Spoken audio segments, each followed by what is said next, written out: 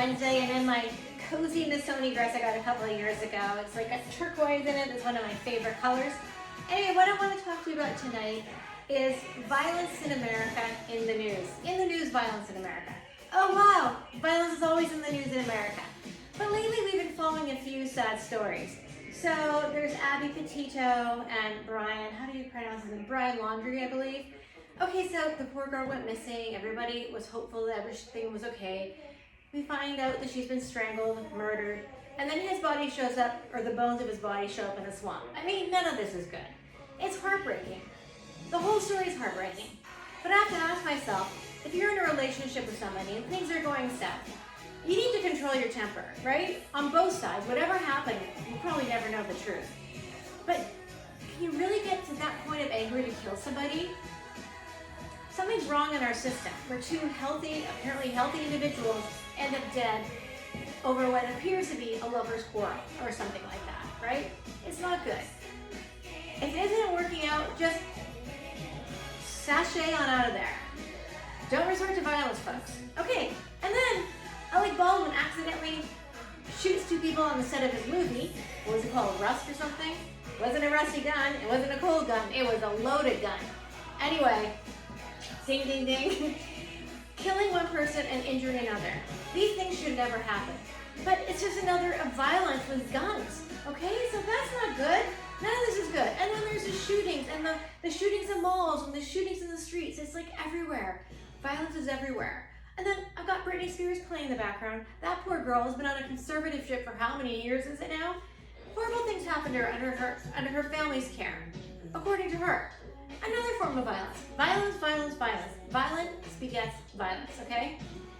I was watching, I think you know I've been working on my writing, and I've been writing, some of my features are animated, so I kind of watch animated movies when they come out, and I watched that new Tom and Jerry movie.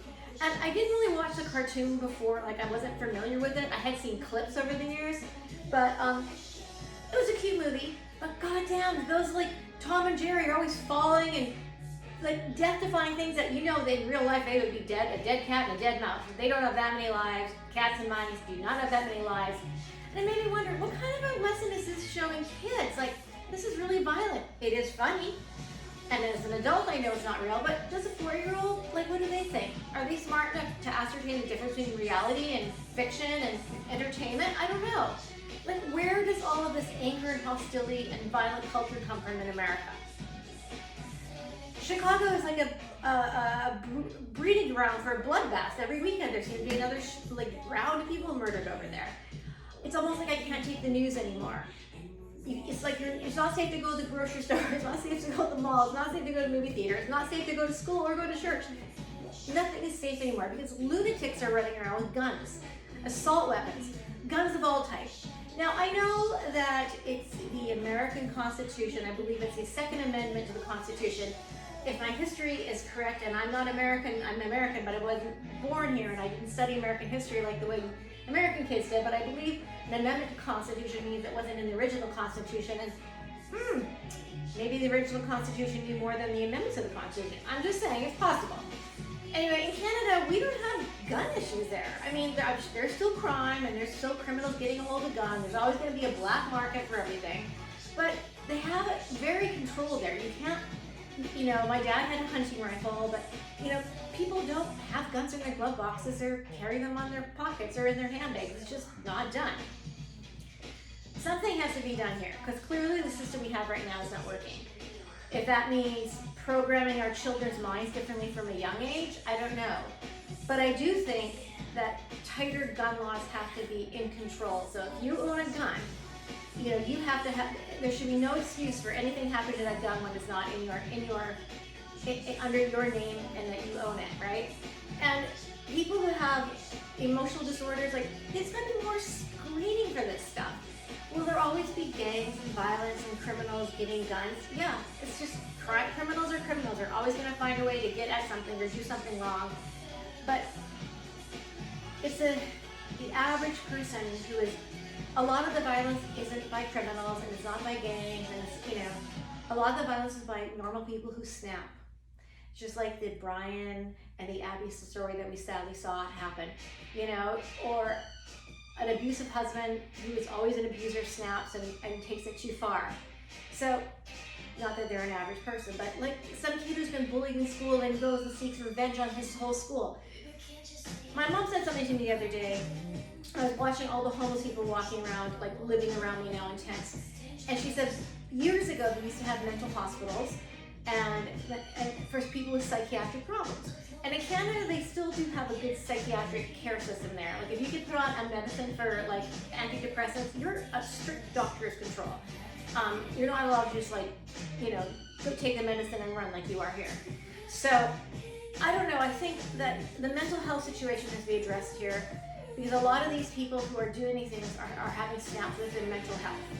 I'm surprised any of us are still here after the pandemic and everything the last 2 years, but something's got to change. Legislators, if you're listening, I don't want to change the American Constitution, but I do want a safer world. And I think the key to that is to start with kids and teach them about mental health and how to make it an acceptable part of your physical health, and it's just important as your physical health. And not make it, take the stigma away from mental health.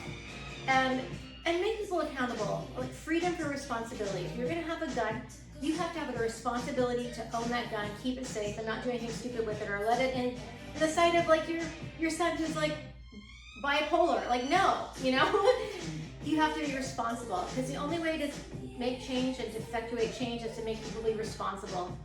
And sometimes you have to make hard decisions that not everybody likes, but this is getting out of hand. And